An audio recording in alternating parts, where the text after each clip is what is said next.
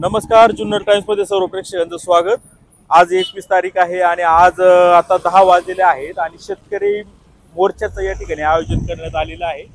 तर 10 वाजलेत, तुम्ही पाहू शकता की मोठ्या प्रमाणावर पोलिसांचा बंदोबस्त देखील या ठिकाणी तैनात केलेला आहे। या ठिकाणी पोलिसांची पिंजरा गाडी देखील आहे, अनेक वाहन म्हणजे बंदोबस्त चोख ठेवलेला आहे।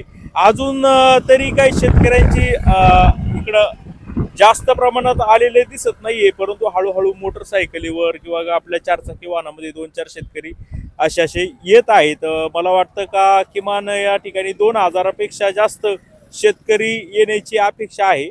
तर बाजार समितीच्या ज्या भोंगळ कारभाराबाबत संपूर्ण तालुक्यामध्ये शेतकऱ्यांमध्ये उद्रेक आहे आणि त्याच उद्रेकामध्ये आज शेतकरी किती मोठ्या संख्येने येतात ते पाहण्यासाठी उत्सुकता लागलेली आहे।